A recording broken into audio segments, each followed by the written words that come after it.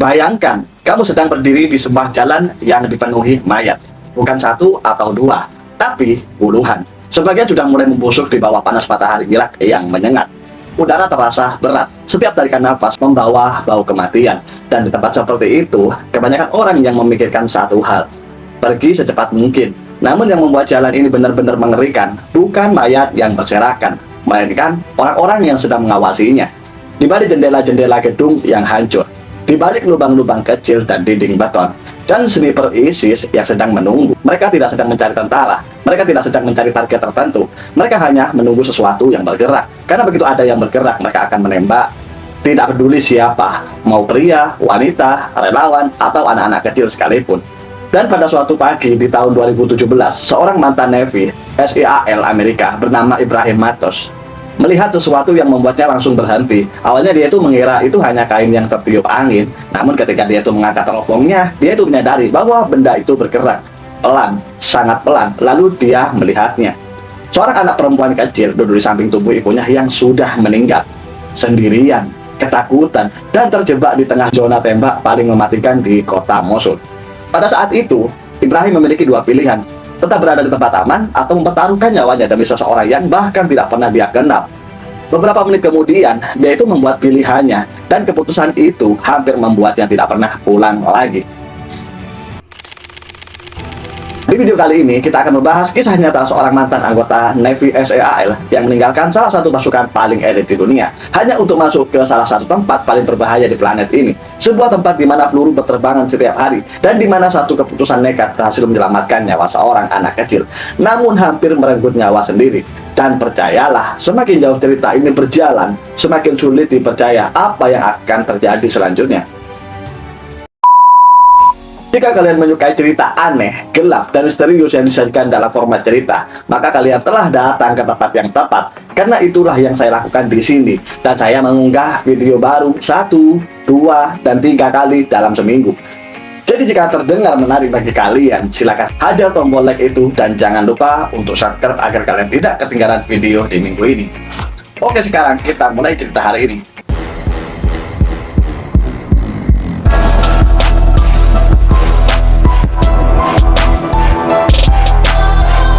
Nama pria itu adalah Ibrahim Matos. Jika kalian melihat saat itu, kalian mungkin tidak akan menganggapnya berbeda dari Amerika lainnya. Tubuh atletis, rahang tegas, tatapan tenang, dan kebiasaan untuk tetap fokus bahkan dalam situasi paling kacau sekalipun. Namun ada satu hal yang membuatnya itu berbeda.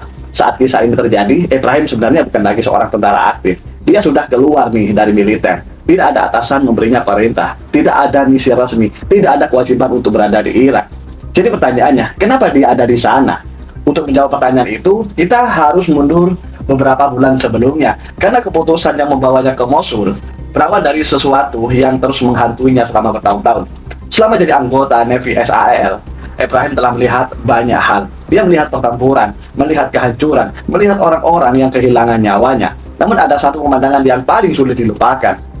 Bukan musuh yang bersenjata, bukan ledakan, bukan baku tembak, melainkan warga sipil. Anak-anak yang terjebak di tengah perang, ibu-ibu yang kehilangan keluarga, dan orang biasa yang hanya berada di tempat yang salah pada waktu yang salah. Semakin lama, semakin sulit baginya untuk menerima kenyataan itu. Karena seringkali, orang-orang saling membutuhkan bantuan. Justru tidak bisa ditolong tepat waktu, bukan karena tidak ada yang peduli, tetapi karena ada terlalu banyak aturan, terlalu banyak prosedur, terlalu banyak izin yang harus menunggu persetujuan. Dan bagi Ibrahim, setiap menit yang terbuang bisa berarti satu nyawa melayang. Akhirnya dia itu membuat keputusan yang mengejutkan banyak orang. Dia meninggalkan salah satu pasukan paling elit di dunia, sebuah posisi yang diimpikan banyak orang, sebuah karir yang membutuhkan pengorbanan luar biasa untuk mencapainya. Lalu dia memilih jalan yang sama sekali berbeda. Dia itu bergabung dengan sebuah kelompok kemanusiaan yang bernama Free Burma Rangers. Kelompok ini memiliki misi yang cukup sederhana, teman-teman. Setidaknya di atas kertas, masuk ke daerah perang, menemukan warga sipil yang terluka, lalu membawa mereka keluar hidup-hidup. Masalahnya, daerah yang mereka masuki seringkali adalah tempat yang bahkan bersenjata lengkap pun berusaha hindari. Dan pada tahun 2017, misi itu membawa Ibrahim ke Mosul, salah satu kota paling berbahaya di dunia. Saat pertama kali tiba di Mosul, Ibrahim langsung menyadari satu hal. Kota ini sudah tidak terlihat seperti kota. Gedung-gedung tinggi berubah menjadi rangka beton yang hangus. Jendela-jendela pecah, jalanan dipenuhi puing, dan hampir setiap bangunan menyimpan bekas pertempuran. Di beberapa tempat, asap masih membumbung ke udara. Di tempat lain, suara tembakan terdengar samar dari kejauhan.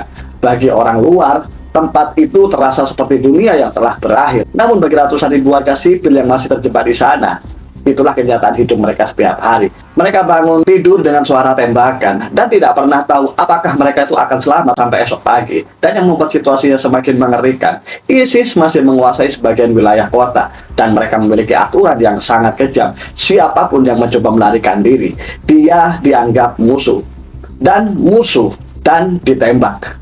Tidak peduli apakah itu pria dewasa, wanita tua, atau anak kecil. Jadi akibatnya ribuan orang itu terjebak, tidak bisa maju, tidak bisa mundur, menunggu bantuan yang mungkin tidak pernah datang. Dan setiap hari Ibrahim melihat penderitaan itu dengan matanya sendiri, teman-teman. Namun dia itu belum tahu bahwa sebentar lagi dia itu akan menghadapi situasi yang jauh lebih mengerikan daripada apapun yang pernah dia lihat sebelumnya. Beberapa minggu setelah tiba di Mosul, Ibrahim dan tim mulai terdengar cerita tentang sebuah jalan. Awalnya terdengar seperti rumor, cerita yang bisa muncul di tengah perang. Namun semakin banyak orang membicarakannya, semakin jelas bahwa tempat itu benar-benar ada. Warga setempat menyebutnya Jalan Kematian. Nama yang terdengar berlebihan sampai kalian mengetahui alasannya.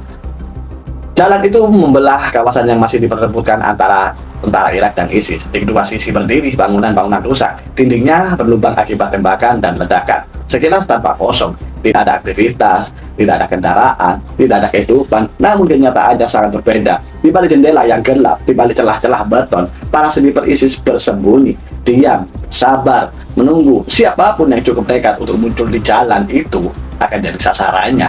Dan karena itulah jalan tersebut dipenuhi oleh mayat. Tubuh-tubuh yang tidak sempat dievakuasi, orang-orang yang mencoba menyeberang, orang-orang yang mencoba menyelamatkan keluarga mereka, atau sekedar orang yang berada di tempat yang salah pada waktu yang salah. Hari demi hari berlalu, mayat-mayat itu tetap berada di sana, membusuk di bawah panas matahari, karena tidak ada seorang pun yang berani mendekat, bahkan untuk menguburnya mereka.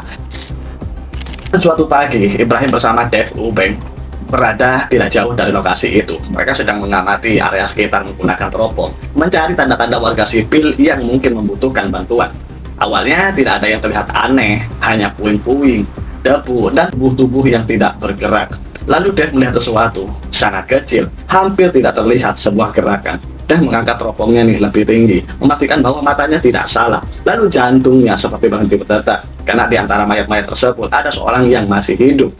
Dari kejauhan, sosok hampir tidak terlihat. Tubuhnya kecil, terlalu kecil. Awalnya Dave bahkan mengira itu hanya kain yang bergerak tertiup angin. Namun setelah memperhatikan beberapa detik, dia sadar bahwa itu adalah seorang anak perempuan, usianya mungkin tidak lebih dari 4 atau 5 tahun. Dia duduk diam di samping tubuh seorang wanita, yang diduga adalah ibunya. Dan wanita itu sudah meninggal. Anak tersebut tidak menangis, tidak berteriak, tidak bergerak banyak. Dia hanya duduk menatap kosong di depan, seolah-olah udah terlalu lelah untuk merasakan takut. Pemandangan itu membuat semua orang pada diam. Namun beberapa detik kemudian situasinya menjadi lebih buruk, karena saat Dave terus mengamati area tersebut, dia itu melihat gerakan lain, lalu gerakan lain lagi, lalu gerakan lain lagi. Ternyata anak perempuan itu tidak sendirian. Ada beberapa anak lain yang bersembunyi di balik puing-puing bangunan. Mereka kelaparan, ketakutan, dan terjebak, tidak ada jalan keluar. Karena setiap kali seorang mencoba bergerak, sniper ISIS langsung menembaknya. Dia perlahan menurunkan teropongnya lalu memandang anggota tim lainnya. Tidak ada yang perlu mengatakan apapun. Semua orang memahami situasinya. Jika mereka tidak melakukan sesuatu sekarang, anak-anak itu kemungkinan besar akan meninggoy. Namun masalahnya, menyelamatkan mereka hampir sama dengan bunuh diri. Dan saat itulah sebuah rencana mulai terbentuk. Rencana yang begitu berbahaya, hingga bahkan sebagian tentara Irak menganggapnya gila. Selama berapa menit tidak ada yang mau bicara, tidak ada yang bicara. Semua orang hanya memandangi jalan kematian dan anak-anak yang masih terjebak di sana. Karena mereka tahu satu hal, setiap menit yang berlalu kesempatan anak-anak itu untuk bertahan hidup semakin kecil. Mereka bisa mati karena satu dehidrasi, mereka bisa mati karena luka, atau lebih buruk lagi, mereka bisa terlihat oleh sniper ISIS. Dave mulai memikirkan nih berbagai kemungkinan. Namun setiap rencana selalu berakhir dengan masalah yang sama. Terlalu berbahaya, terlalu terbuka, terlalu banyak resiko. Sampai pada akhirnya muncul sebuah ide. Di dekat posisi mereka terdapat sebuah tank milik tentara Irak. Tank itu tidak bisa menghilangkan ancaman sniper, namun setidaknya tank tersebut bisa menghalangi sebagian pandangan mereka. Rencana mereka sederhana, mungkin terlalu sederhana. Tank akan bergerak perlahan ke depan menggunakan badannya sebagai tameng bergerak. Saat sniper kehilangan sebagian pandangan, Dev akan berlari menuju anak-anak itu, mengangkat mereka, lalu membawa mereka kembali. Dan selama proses itu berlangsung, seseorang harus menjaga agar para sniper tetap menunduk. Seorang harus menjadi pusat perhatian, seseorang harus membuat dirinya menjadi target. Orang itu adalah Ibrahim. Begitu dia mulai menembak, semua sniper ISIS akan langsung mengetahui posisinya, dan sejak saat itu, dia akan menjadi sasaran utama. Dev menoleh ke Ibrahim, seakan memberi kesempatan terakhir untuk mundur. Namun Ibrahim hanya mengangguk. Tidak ada perdebatan, tidak ada keraguan, karena dalam pikirannya, jika anak itu tetap berada di sana, mereka tidak akan selamat. Dan beberapa menit kemudian, operasi itu dimulai. Tank Irak mulai bergerak nih, perlahan, sangat perlahan. Rantai besinya bergeser dengan jalan yang penuh puing. Suara mesinnya menggema di antara bangunan-bangunan yang hancur. Semua orang memperhatikan, menunggu, mendengarkan. Namun anehnya tidak ada tembakan. Seolah seluruh kota sedang menahan napas. Kemudian Dev menarik napas panjang, memeriksa perlengkapannya untuk terakhir kali, lalu menatap ke arah Ibrahim. Ibrahim membalas tatapan itu dan mengangguk.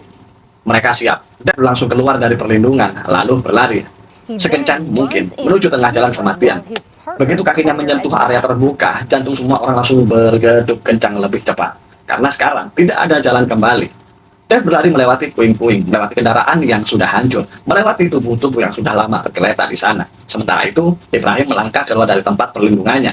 Dia mengangkat senjata, mengarahkan larasnya ke gedung-gedung tempat sniper ISIS diperkirakan bersembunyi. Lalu menarik pelatuknya. Suara tembakan memecah kesunyian. Peluru menghantam jendela-jendela bangunan, memaksa siapapun yang berada di baliknya untuk berlindung. Selama beberapa detik, rencana mereka berjalan sangat sempurna. Dev terus berlari, semakin dekat, hingga akhirnya dia mencapai lokasi anak-anak itu. Dan saat itulah semuanya berubah. Dari salah satu bangunan di kejauhan, muncul kilatan cahaya, lalu suara tembakan, kemudian tembakan lain, dan tembakan lainnya lagi. Dalam hitungan detik, udara dipenuhi suara peluru. Beton pecah di sekitar posisi Ibrahim. Pecah semen berterbangan, debu memenuhi udara. Salah satu peluru menghantam tembok hanya berapa sentimeter dari kepalanya. Namun dia tidak berhenti. Dia terus menembak lagi dan lagi dan lagi. Karena setiap detik yang berhasil dia beli adalah kesempatan hidup bagi anak-anak itu. Sementara itu, Dev akhirnya sampai. Dia berlutut di samping anak perempuan kecil yang sebelumnya terlihat dari teropong. Dari dekat, kondisinya jauh lebih buruk, tubuhnya kurus, penuh debu, wajahnya pucat, dan matanya kosong seolah-olah dia itu sudah terlalu lama melihat hal-hal yang seharusnya tidak pernah dilihat oleh seorang anak kecil. Untuk sesaat, Dev bahkan tidak yakin apakah anak itu masih cukup kuat untuk berdiri. Namun ketika dia mengulurkan tangan, anak itu perlahan bergerak, masih hidup, masih bertahan, dan saat itulah Dev tahu, mereka belum terlambat. Belum. Namun masalah sebenarnya baru akan dimulai. Karena sekarang mereka harus kembali. Dan para sniper ISIS sudah tahu persis apa yang sedang terjadi. Dev langsung berlutut di samping anak perempuan itu dari dekat. Kondisinya jauh lebih menyedihkan daripada yang mereka bayangkan. Tubuh kecilnya dipenuhi debu, pakaiannya kotor, wajahnya pusat, dan matanya tampak kosong. Bukan karena dia tak mengerti apa yang sedang terjadi, tapi karena dia sudah terlalu lama hidup di tengah ketakutan. Di sampingnya terbaring tubuh seseorang wanita yang hampir pasti adalah ibunya.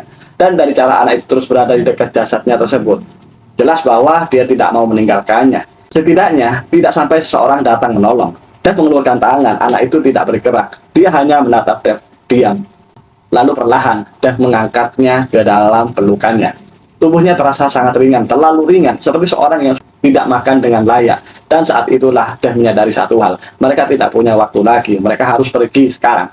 Begitu Dev berdiri sambil menggendong anak itu, situasi langsung berubah. Karena sekarang mereka bukan lagi sosok kecil yang tersembunyi di antara puing-puing. Sekarang mereka terlihat jelas, dan para sniper ISIS juga melihat mereka, dan bahkan mulai bertangan semakin cepat. Peluru menghantam aspal, menghantam mobil-mobil rusak, menghantam bangunan sekitar mereka. Dev langsung berlari sekencang mungkin sambil memeluk anak kecil itu erat-erat. Sementara di kejauhan, Ibrahim terus memberikan tembakan perlindungan. Dia tahu satu hal, selama para sniper fokus kepadanya, Dev masih punya kesempatan untuk kembali hidup-hidup. Maka dia terus menembak, tidak peduli beberapa banyak peluru yang melintas di dekat kepalanya, tidak peduli seberapa berbahaya posisi tersebut. Karena sekarang, setiap detik sangat berarti. Namun kemudian, sesuatu terjadi. Di salah satu gedung yang rusak, seorang sniper ISIS akhirnya menemukan celah. Dia itu melihat posisi Ibrahim mengatur bidikannya, lalu menarik pelatuk. Peluru itu melesat cepat. Hampir mustahil dilihat dengan mata telanjang. Dan dalam sepersekian detik, peluru tersebut menghantam tubuh Ibrahim. Tubuhnya langsung terjatuh. Senjatanya hampir terlepas dari tangan. Dan rasa sakit yang muncul sulit digambarkan dengan kata-kata. Belakangan Ibrahim mengatakan bahwa rasanya seperti dihantam palu raksasa. Dadanya seperti meledak, napasnya hilang, dan untuk beberapa detik dia bahkan tidak bisa memahami apa yang barusan terjadi. Dia hanya tahu satu hal, dia tertembak parah antara hidup dan mati. Ibrahim mencoba bergerak, namun tubuhnya tidak merespon seperti biasa. Setiap gerakan terasa menyakitkan, darah mulai membasahi pakaiannya, dan untuk pertama kalinya hari itu, sebuah pikiran yang muncul di kepalanya. Aku mungkin tidak akan keluar dari sini karena dia masih berada di area terbuka, masih dalam jangkauan sniper. Dan jika ada peluru kedua, kemungkinan besar semuanya akan berakhir. Namun ketika dia mengangkat kepalanya, dia melihat sesuatu. Dev masih berlari, masih membawa anak perempuan itu, masih berusaha mencapai tempat aman. Dan saat itulah Ibrahim membuat keputusan yang luar biasa. Dia tidak memikirkan dirinya sendiri, dia tidak memikirkan rasa sakitnya, dia tidak memikirkan kemungkinan mati. Yang dipikirkan hanyalah satu, jika dia berhenti menembak sekarang, semuanya perhatian sniper akan beralih ke Dev. Dan itu berarti anak kecil tersebut mungkin tidak akan pernah selamat. Dengan sisa tenaga yang dia miliki, Ibrahim kembali menggenggam senjatanya. Tangannya gemeter, tubuhnya melemah, namun dia tetap mengangkat laras senjatanya. Lalu menembak satu kali, dua kali, tiga kali, dan terus menerus. Sambil merangkak mencari perlindungan, sambil berusaha tetap sadar, sambil kehilangan darah. Setiap peluru yang dia lepaskan membuat para sniper kembali menunduk, dan setiap detik yang dia beli memberikan kesempatan bagi Dev untuk semakin dekat ke tempat aman. Dan akhirnya, setelah terasa seperti selamanya, Dev berhasil sampai. Anak perempuan itu selamat, misi berhasil. Namun sekarang ada masalah baru, karena pria yang baru saja menyelamatkan nyawa mereka sedang berjuang mempertahankan nyawanya sendiri. Begitu Dev berhasil mencapai tempat aman, tim medis langsung bergerak. Anak perempuan itu segera dibawa menjauh dari garis depan. Namun perhatian semua orang tertuju pada satu orang, yaitu Ibrahim. Dia masih sadar, tapi kondisinya memburuk dengan cepat. Darah terus mengalir, wajahnya mulai pucat, dan setiap menit yang berlalu membuat situasinya semakin kritis. Rekan-rekannya segera menyeretnya ke balik perlindungan. Mereka memberikan pertolongan pertama secepat mungkin, namun semua orang tahu ini bukan luka yang bisa ditangani dengan perban biasa. Ibrahim membutuhkan operasi, dan dia membutuhkan sekarang. Masalahnya mereka masih berada di tengah zona perang. Tidak ada rumah sakit besar di dekat sana. Tidak ada ambulan yang bisa datang dalam hitungan menit. Semua terasa lambat, terlalu lambat. Namun beruntung, tim akhirnya berhasil mengevakuasi keluar dari area pertempuran. Dan setelah perjalanan yang terasa sangat panjang, Ibrahim tiba di fasilitas medis. Di sanalah perjuangan berikutnya dimulai. Bukan melawan ISIS, bukan melawan sniper, tapi melawan kematian itu sendiri. Dokter segera membawanya ke ruang operasi.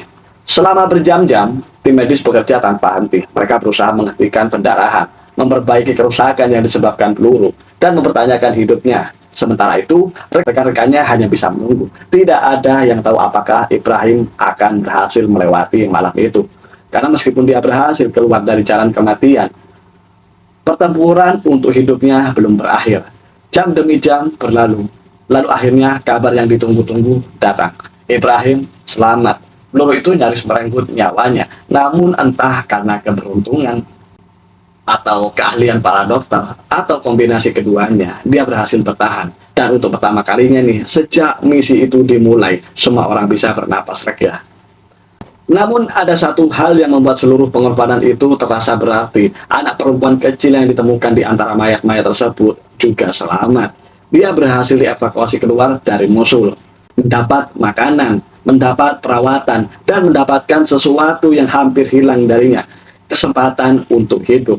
Banyak orang mungkin melihat operasi hari itu hanya sebagai satu misi kecil di tengah perang yang sangat besar. Satu penyelamatan, satu korban selamat, tidak lebih. Namun bagi anak perempuan itu, misi tersebut adalah segalanya. Karena tanpa keputusan yang dibuat oleh beberapa orang pada pagi itu, kemungkinan besar dia tidak akan pernah keluar dari jalan kematian. Setelah pulih dari luka-lukanya, Ibrahim sering ditanya satu pertanyaan, apakah semua itu sepadan? Apakah mempertaruhkan nyawanya demi satu orang asing merupakan keputusan yang benar? Dan jawabannya selalu sama, ya. Karena bagi Ibrahim, nilai sebuah kehidupan tidak bisa dihitung dengan angka. Tidak peduli apakah itu satu orang, 10 orang, atau 100 orang. Jika ada kesempatan untuk menyelamatkan seseorang, maka kesempatan itu layak diperjuangkan. Dan mungkin itulah yang membuat kisah ini begitu luar biasa. Karena pada awal cerita, Ibrahim meninggalkan salah satu pasukan paling elit di dunia. Banyak orang menganggap keputusan itu gila. Sebagian menganggapnya membuang karir. Sebagian lagi menganggapnya membahayakan diri sendiri. Namun pada akhirnya, keputusan itulah yang membuat seorang anak kecil tetap hidup. Ketika orang mendengar kata pahlawan, kebanyakan membayangkan seorang yang mengalahkan musuh, seorang yang memenangkan, seseorang yang memenangkan pertempuran, seseorang yang berdiri sebagai pemenang. Namun kisah Ibrahim Matos menunjukkan sesuatu yang berbeda. Bahwa terkadang keberanian terbesar bukanlah menyerang, bukan pula bertahan, melainkan berlari menuju bahaya demi menyelamatkan seseorang yang bahkan tidak pernah kita kenal. Di tengah salah satu perang paling brutal di dunia, seseorang mantan Navy SEAL memilih untuk mempertaruhkan segalanya, bukan demi medali, bukan demi penghargaan, dan bukan demi ketenaran, melainkan demi seorang anak kecil yang terjebak sendiri di antara mayat-mayat dan hujan peluru. Dan mungkin itulah alasan mengapa hingga hari ini kisah Ibrahim Matos masih terus diceritakan, karena di dunia yang penuh kekerasan, kadang satu tindakan kemanusiaan bisa bersinar lebih terang daripada 1000 kemenangan di medan perang. Terima kasih sudah menonton sampai hari ini. Dan terima kasih sudah menonton dan sampai jumpa di kisah luar biasa berikutnya.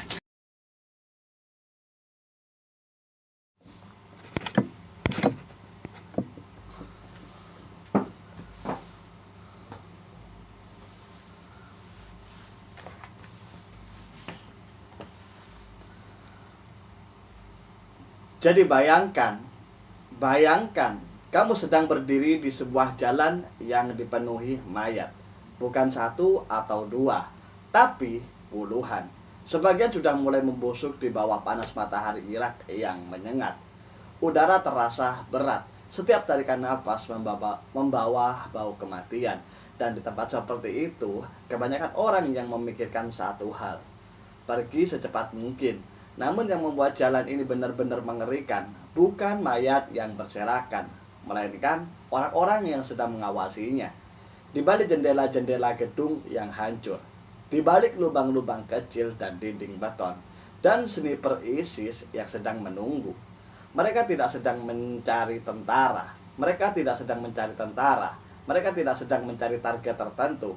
Mereka hanya menunggu sesuatu yang bergerak. Karena begitu ada yang bergerak, mereka akan menembak.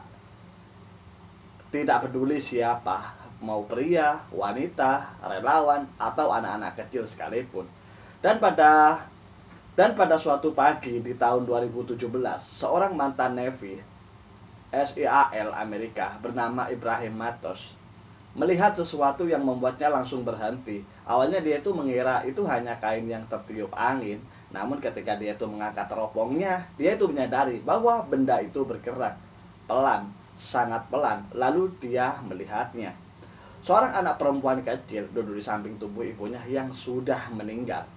Sendirian, ketakutan, dan terjebak di zona tembak paling mematikan di kota Mosul. Pada saat itu, Ibrahim memiliki dua pilihan: tetap berada di tempat aman atau mempertaruhkan nyawanya demi seseorang yang bahkan tidak pernah dia kenal. Beberapa menit kemudian, dia itu membuat pilihannya, dan keputusan itu hampir membuatnya tidak pernah pulang lagi. Halo Halo semuanya, di video kali ini kita akan membahas kisah nyata seorang mantan anggota Navy. Halo semuanya, di video kali ini kita akan membahas kisah nyata seorang mantan anggota Navy SEAL yang meninggalkan salah satu pasukan paling elit di dunia hanya untuk masuk ke salah satu tempat paling berbahaya di planet ini. Sebuah tempat di mana peluru berterbangan setiap hari, di mana warga sipil terjebak di antara dua pihak yang saling membunuh, dan di mana satu keputusan nekat berhasil menyelamatkan nyawa seorang anak kecil, namun hampir merenggut nyawa sendiri. Dan percayalah, semakin jauh cerita ini berjalan, semakin sulit dipercaya apa yang akan terjadi selanjutnya. Jika kalian menyukai cerita aneh, gelap, dan misterius yang disajikan dalam format cerita, maka kalian telah datang ke tempat yang tepat. Karena itulah yang saya lakukan di sini, dan saya mengunggah video baru 1, 2, dan 3 kali dalam seminggu. Jadi jika terdengar menarik bagi kalian, silakan hajar tombol like itu, dan jangan lupa untuk subscribe agar kalian tidak ketinggalan video di minggu ini. Oke, sekarang kita mulai cerita hari ini. Namanya Ibrahim, nama pria itu adalah Ibrahim Matos. Jika kalian melihat saat itu, kalian mungkin tidak akan menganggapnya berbeda dari Amerika lainnya. Tubuh atletis, rahang tegas, tatapan tenang, dan kebiasaan untuk tetap fokus bahkan dalam situasi paling kacau sekalipun. Namun ada satu hal yang membuatnya itu berbeda. Saat kisah ini terjadi, Ibrahim sebenarnya bukan lagi seorang tentara aktif. Dia sudah keluar nih dari militer. Tidak ada atasan memberinya perintah, tidak ada misi resmi, tidak ada kewajiban untuk berada di Irak. Jadi pertanyaannya, kenapa dia ada di sana? Untuk menjawab pertanyaan itu, kita harus mundur beberapa bulan sebelumnya, karena keputusan yang membawanya ke Mosul berawal dari sesuatu yang terus menghantuinya selama bertahun-tahun. Selama jadi anggota Navy SAL, Ibrahim telah melihat banyak hal. Dia melihat pertempuran, melihat kehancuran, melihat orang-orang yang kehilangan nyawanya. Namun ada satu pemandangan yang paling sulit dilupakan. Bukan musuh yang bersenjata, bukan ledakan, bukan baku tembak, melainkan warga sipil. Anak-anak yang terjebak di tengah perang, ibu-ibu yang kehilangan keluarga, dan orang-orang biasa yang hanya berada di tempat yang salah pada waktu yang salah. Semakin lama, semakin sulit baginya untuk menerima kenyataan itu. Karena seringkali orang-orang saling membutuhkan bantuan. Justru tidak bisa ditolong tepat waktu, bukan karena tidak ada yang peduli, tetapi karena ada terlalu banyak aturan, terlalu banyak prosedur, terlalu banyak izin yang harus menunggu persetujuan. Terlalu banyak izin yang menunggu persetujuan.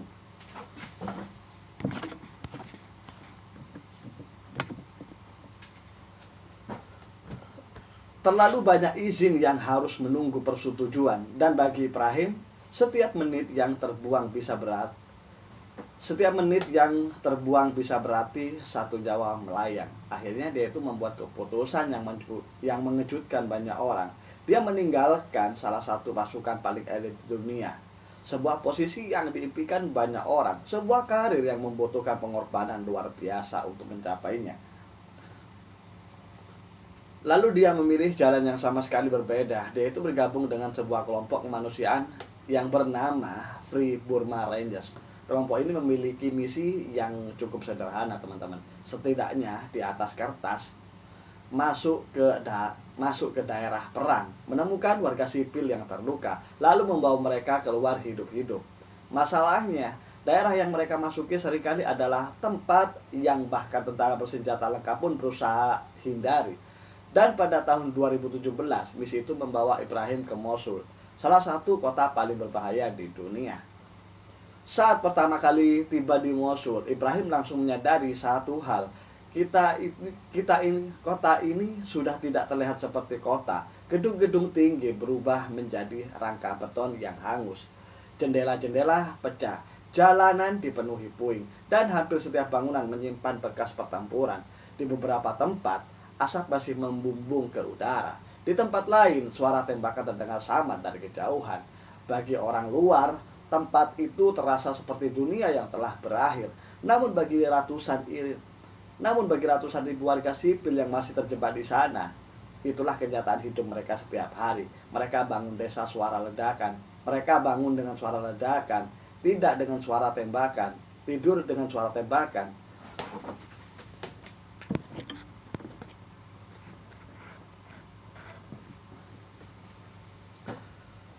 Mereka bangun tidur dengan suara tembakan dan tidak pernah tahu apakah mereka itu akan selamat sampai esok pagi. Dan yang membuat situasinya semakin mengerikan, ISIS masih menguasai sebagian wilayah kota dan mereka memiliki aturan yang sangat kejam.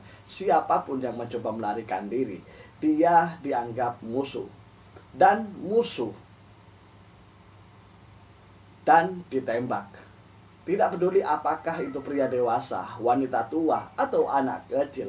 Jadi akibatnya ribuan orang itu terjebak, tidak bisa maju, tidak bisa mundur, menunggu bantuan yang mungkin tidak pernah datang. Dan setiap hari Ibrahim melihat penderitaan itu dengan matanya sendiri, teman-teman. Namun dia itu belum tahu bahwa sebentar lagi dia itu akan menghadapi situasi yang jauh lebih mengerikan daripada apapun yang pernah dia lihat sebelumnya. Beberapa minggu setelah tiba di Mosul, Ibrahim dan tim Free Burma Rangers mulai terdengar cerita tentang sebuah jalan. Awalnya terdengar seperti rumor, cerita yang bisa muncul di tengah perang. Namun semakin banyak orang membicarakannya, semakin jelas bahwa tempat itu benar-benar ada. Warga setempat menyebutnya Jalan Kematian. Nama yang terdengar berlebihan sampai kalian mengetahui alasannya. Jalan itu membelah kawasan yang masih diperebutkan antara tentara Irak dan ISIS. Di kedua sisi berdiri bangunan-bangunan rusak, dindingnya berlubang akibat tembakan dan ledakan. Sekilas tanpa kosong, tidak ada aktivitas, tidak ada kendaraan, tidak ada kehidupan. Namun kenyataannya sangat berbeda. Di balik jendela yang gelap, di balik celah-celah beton, para sniper ISIS bersembunyi, diam, sabar, menunggu. Siapapun yang cukup nekat untuk muncul di jalan itu akan jadi sasarannya. Dan karena itulah jalan tersebut dipenuhi oleh mayat, tubuh-tubuh yang tidak sempat dievakuasi, orang-orang yang mencoba menyeberang, orang-orang yang mencoba menyelamatkan keluarga mereka, atau sekedar orang yang berada di tempat yang salah pada waktu yang salah. Hari demi hari berlalu, mayat-mayat itu tetap berada di sana, membusuk di bawah panas matahari, karena tidak ada seorang pun yang berani mendekat, bahkan untuk mengubur mereka.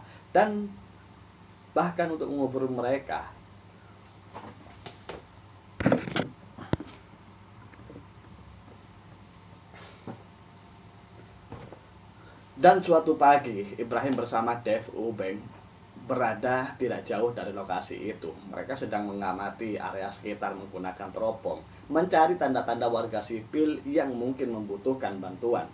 Awalnya tidak ada yang terlihat aneh, hanya puing-puing, debu, dan tubuh-tubuh yang tidak bergerak. Lalu Dave melihat sesuatu sangat kecil, hampir tidak terlihat sebuah gerakan. Dave mengangkat teropongnya lebih tinggi, memastikan bahwa matanya tidak salah. Lalu jantungnya seperti berhenti berdetak, karena di antara mayat-mayat tersebut ada seorang yang masih hidup. Dari kejauhan, sosok itu hampir tidak terlihat. Tubuhnya kecil, terlalu kecil. Awalnya Dave bahkan mengira itu hanya kain yang bergerak tertiup angin. Namun setelah memperhatikan beberapa detik, dia sadar bahwa itu adalah seorang anak perempuan, usianya mungkin tidak lebih dari 4 atau 5 tahun. Dia duduk diam di samping tubuh seorang wanita yang diduga adalah ibunya, dan wanita itu sudah meninggal. Anak tersebut tidak menangis, tidak berteriak, tidak bergerak banyak. Dia hanya duduk menatap kosong di depan, seolah-olah udah terlalu lelah untuk merasakan takut. Pemandangan itu membuat semua orang pada diam. Namun beberapa detik kemudian situasinya menjadi lebih buruk, karena saat Dave terus mengamati area tersebut, dia itu melihat gerakan lain, lalu gerakan lain lagi. Ternyata anak perempuan itu tidak sendirian. Ada beberapa anak lain yang bersembunyi di balik puing-puing bangunan. Mereka kelaparan, ketakutan, dan terjebak tidak ada jalan keluar. Karena setiap kali seorang mencoba bergerak, sniper ISIS langsung menembaknya. Dev perlahan menurunkan teropongnya lalu memandang anggota tim lainnya. Tidak ada yang perlu mengatakan apapun. Semua orang memahami situasinya. Jika mereka tidak melakukan sesuatu sekarang, anak-anak itu kemungkinan besar akan meninggoy. Namun masalahnya, menyelamatkan mereka hampir sama dengan bunuh diri. Dan saat itulah sebuah rencana mulai terbentuk. Rencana yang begitu berbahaya hingga bahkan sebagian tentara Irak menganggapnya gila. Selama berapa menit tidak ada yang mau bicara, tidak ada yang bicara. Semua orang hanya memandangi jalan kematian dan anak-anak yang masih terjebak di sana. Karena mereka tahu satu hal, setiap menit yang berlalu, kesempatan anak-anak itu untuk bertahan hidup semakin kecil. Mereka bisa mati karena satu, dehidrasi.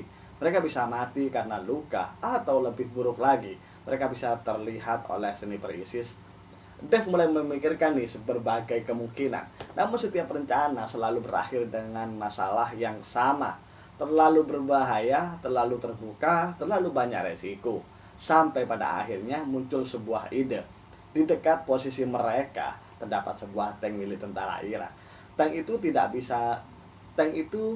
bisa menghilangkan ancaman sniper. Namun setidaknya tank tersebut bisa menghalangi sebagian pandangan mereka. Rencana mereka sederhana, mungkin terlalu sederhana. Tank akan bergerak perlahan ke depan, menggunakan badannya sebagai tameng bergerak. Saat sniper kehilangan sebagian pandangan, Dev akan berlari menuju anak-anak itu, mengangkat mereka, lalu membawa mereka kembali. Dan selama proses itu berlangsung, seseorang harus menjaga agar para sniper tetap menunduk. Seorang harus menjadi pusat perhatian, seseorang harus membuat dirinya menjadi target. Orang itu adalah Ibrahim. Begitu dia mulai menembak semua sniper ISIS akan langsung mengetahui posisinya, dan sejak saat itu dia akan menjadi sasaran utama. Dev menolak ke arah Ibrahim. Dev menoleh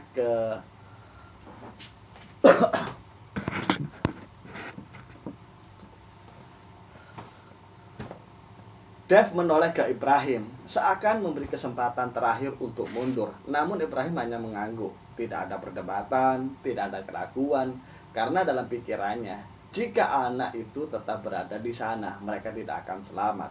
Dan beberapa menit kemudian operasi itu dimulai. Tank Irak mulai bergerak perlahan, sangat perlahan. Rantai besinya bergeser dengan jalan yang penuh puing.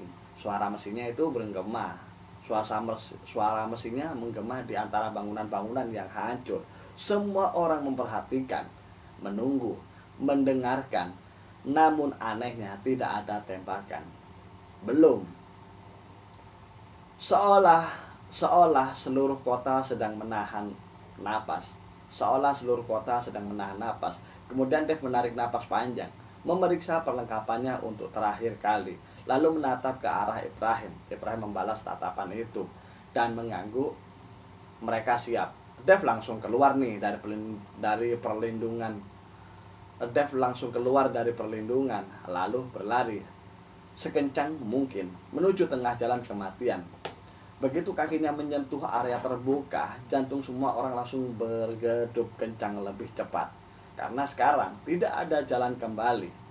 Dev berlari melewati puing-puing, melewati kendaraan yang sudah hancur, melewati tubuh-tubuh yang sudah lama tergeletak di sana.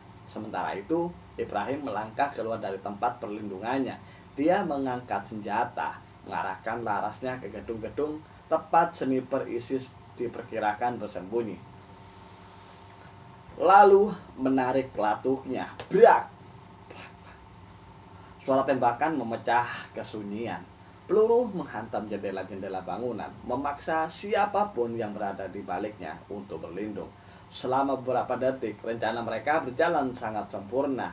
Dev terus berlari, semakin dekat, hingga akhirnya dia itu mencapai lokasi. anak-anak itu mencapai lokasi anak-anak itu. Dan saat itulah semuanya berubah. Dari salah satu bangunan di kejauhan muncul kilatan cahaya, lalu suara tembakan, kemudian tembakan lain, dan tembakan lainnya lagi. Dalam hitungan detik, udara dipenuhi suara peluru. Beton pecah di sekitar posisi Ibrahim. Pecah semen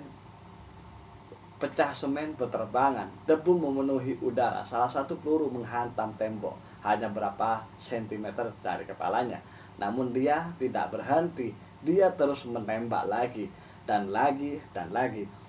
Karena setiap detik yang berhasil dia beli adalah kesempatan hidup bagi anak-anak itu. Sementara itu, Dev akhirnya sampai. Dia berlutut di samping anak perempuan kecil yang sebelumnya terlihat dari teropong. Dari dekat, kondisinya jauh lebih buruk. Tubuhnya kurus, penuh debu, wajahnya pucat, dan matanya kosong, seolah-olah dia itu sudah terlalu lama melihat hal-hal yang seharusnya tidak pernah dilihat oleh seorang anak kecil. Untuk sesaat, Dev bahkan tidak yakin apakah anak itu masih cukup kuat untuk berdiri. Namun ketika dia mengulurkan tangan, anak itu perlahan bergerak, masih hidup, masih bertahan. Dan saat itulah Dev tahu mereka belum terlambat. Belum. Namun masalah sebenarnya baru akan dimulai. Karena sekarang mereka harus kembali. Dan para sniper ISIS sudah tahu persis apa yang sedang terjadi.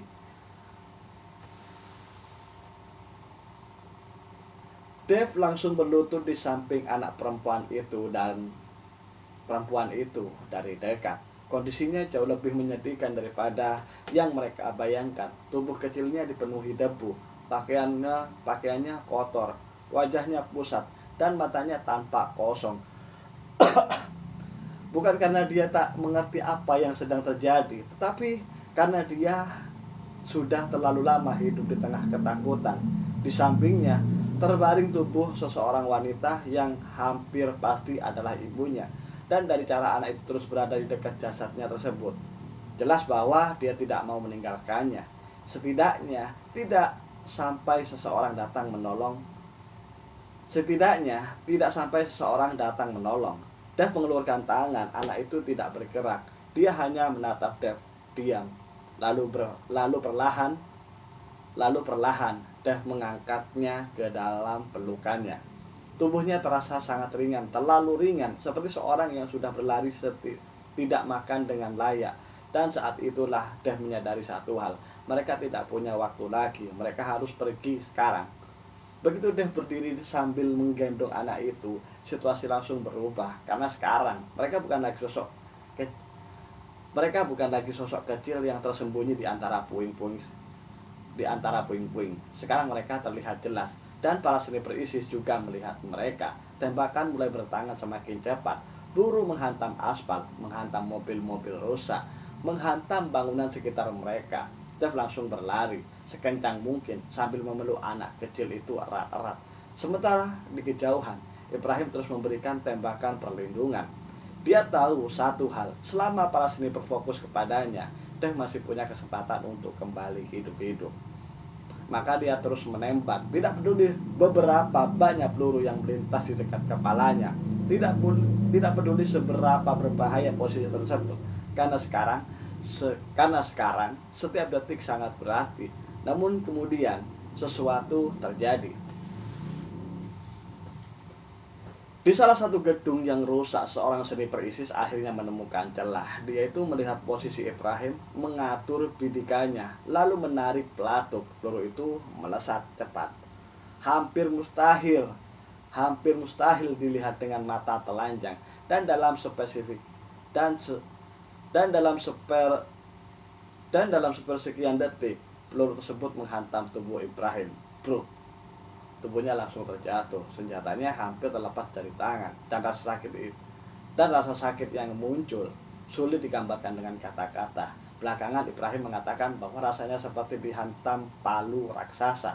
Dadanya seperti meledak, napasnya hilang, dan untuk beberapa detik dia bahkan tidak bisa memahami apa yang barusan terjadi. Dia hanya tahu satu hal, dia tertembak parah antara hidup dan mati. Ibrahim mencoba bergerak, namun tubuhnya tidak merespon seperti biasa. Setiap gerakan terasa menyakitkan. Darah mulai membasahi pakaiannya, dan untuk pertama kalinya hari itu, sebuah pikiran yang muncul di kepalanya. Aku mungkin tidak akan keluar dari sini karena dia masih berada di area terbuka, masih dalam jangkauan sniper.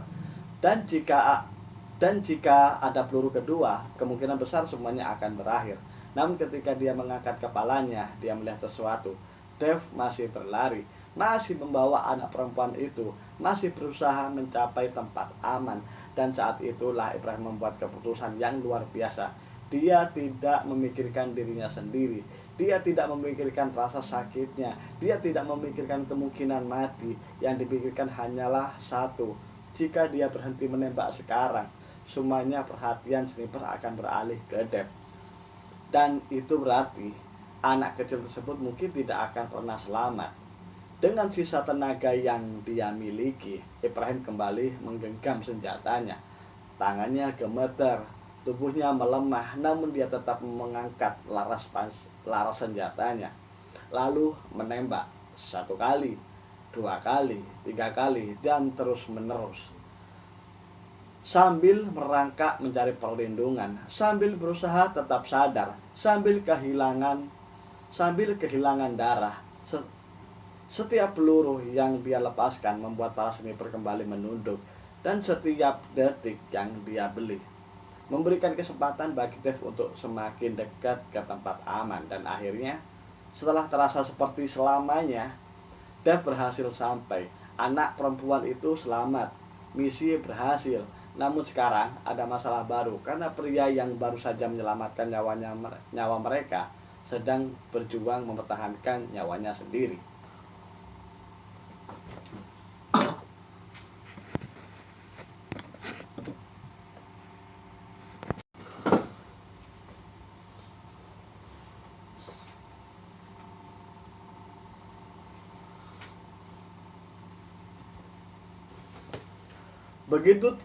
Begitu Dev berhasil mencapai tempat aman, tim medis langsung bergerak.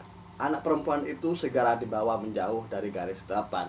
Namun perhatian semua orang kini tertuju pada satu orang, yaitu Ibrahim. Dia masih sadar, tapi kondisinya memburuk dengan cepat. Dan darah terus mengalir, wajahnya mulai pucat. Dan setiap menit yang berlalu membuat situasinya semakin kritis. Rekan-rekannya segera menyeretnya ke balik perlindungan. Mereka memberikan pertolongan pertama secepat mungkin. Namun semua orang tahu ini bukan luka yang bisa ditangani dengan perban biasa. Ibrahim membutuhkan operasi, dan dia membutuhkan sekarang. Masalahnya mereka masih berada di tengah zona perang. Tidak ada rumah sakit besar di dekat sana. Tidak ada ambulan yang bisa datang dalam hitungan menit. Semua terasa lambat, terlalu lambat. Namun beruntung, tim akhirnya berhasil mengevakuasi keluar dari area pertempuran. Dan setelah perjalanan yang terasa sangat panjang, Ibrahim tiba di fasilitas medis. Di sanalah perjuangan berikutnya dimulai. Bukan melawan ISIS, bukan melawan sniper, tapi melawan kematian itu sendiri. Dokter segera membawanya ke ruang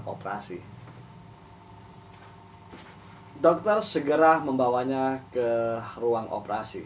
Selama berjam-jam, tim medis bekerja tanpa henti. Mereka berusaha menghentikan pendarahan, memperbaiki kerusakan yang disebabkan peluru, dan mempertanyakan hidupnya. Sementara itu, rekan-rekannya hanya bisa menunggu. Tidak ada yang tahu apakah Ibrahim akan berhasil melewati malam itu. Karena meskipun dia berhasil keluar dari jalan kematian, pertempuran untuk hidupnya belum berakhir. Jam demi jam berlalu.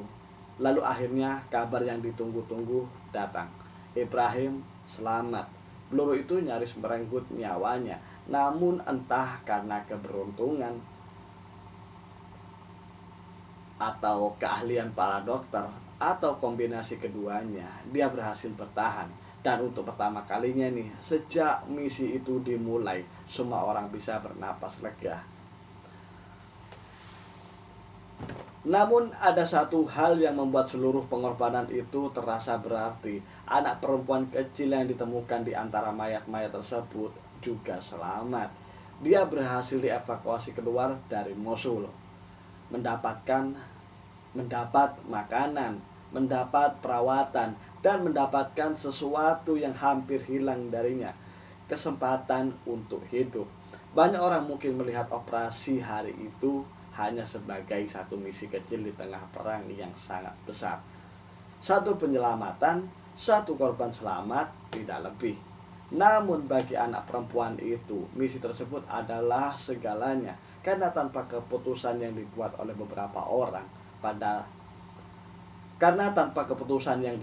beberapa orang pada pagi itu, kemungkinan besar dia tidak akan pernah keluar dari jalan kematian.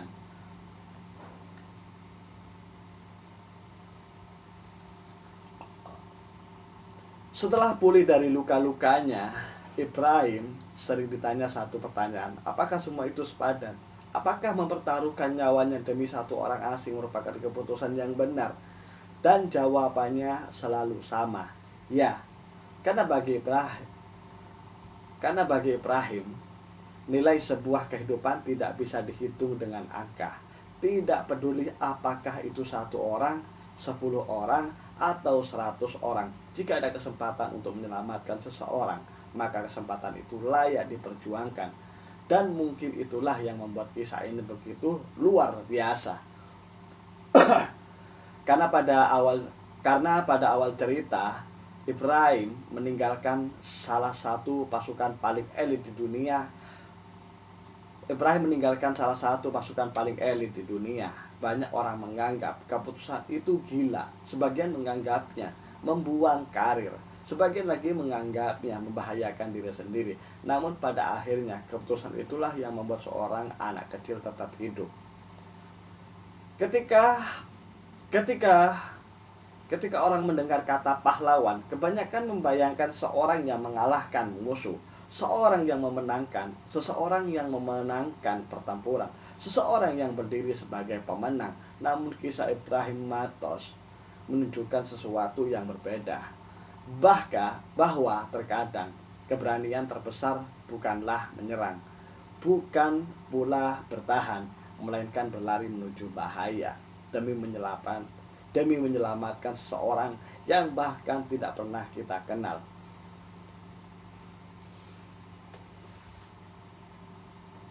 Di tengah salah satu perang paling brutal di dunia, seseorang mantan Navy SEAL memilih untuk mempertaruhkan segalanya, bukan demi medali, bukan demi penghargaan, dan bukan demi ketenaran, melainkan demi seorang anak kecil yang terjebak sendiri di antara mayat-mayat dan hujan peluru. Dan mungkin itulah alasan mengapa hingga hari ini kisah Ibrahim Matos masih terus diceritakan. Karena di dunia yang penuh kekerasan, kadang satu tindakan kemanusiaan bisa bersinar lebih terang daripada 1000 kemenangan di medan perang. Terima kasih sudah menonton sampai hari ini. Dan terima kasih sudah menonton dan sampai jumpa di kisah luar biasa berikutnya. Terima kasih sudah menonton.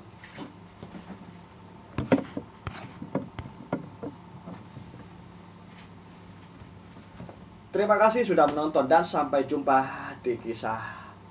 Terima kasih sudah menonton dan sampai jumpa di kisah luar biasa berikutnya. Ya.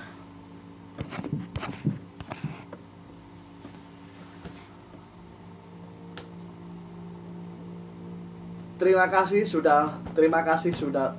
teman-teman sudah menonton dan sampai jumpa di kisah luar biasa berikutnya. Thank you.